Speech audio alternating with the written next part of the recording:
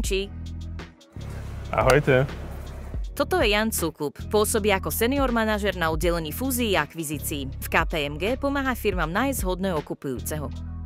Janči, čo je podľa teba najdôležitejšie pri výbere správneho kupujúceho pre firmu? Dobrá otázka. Pri výbere správneho kupujúceho pre firmu je najdôležitejšie zadefinovať si na začiatku, čo chceme od tej transakcie dosiahnuť ako predávajúci.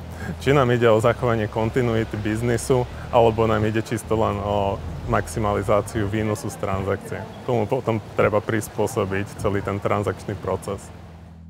Kto v skutočnosti kupuje firmy? Štandardne sa pozeráme na dve hlavné skupiny záujemcov. To sú finanční a strategickí investori.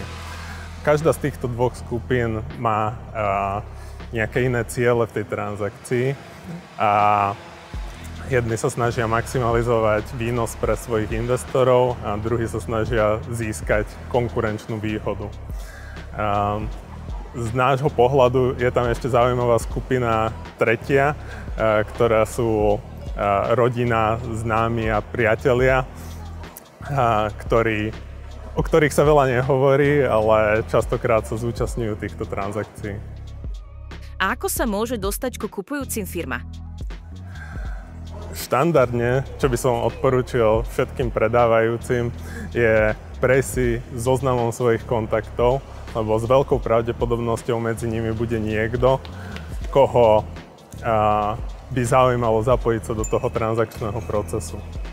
A okrem toho, na maximalizáciu tej hodnoty pre predávajúceho odporúčame zapojiť buď profesionálnych poradcov, alebo investičné platformy, ktoré rozšíria tento zoznam.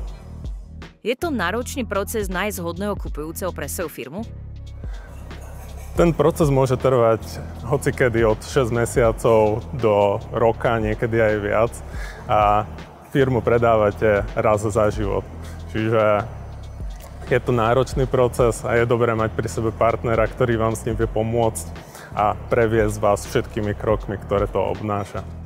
Ďakujem ti, Janči. Rada sa dozviem viac v Firmblogu. Ďakujem.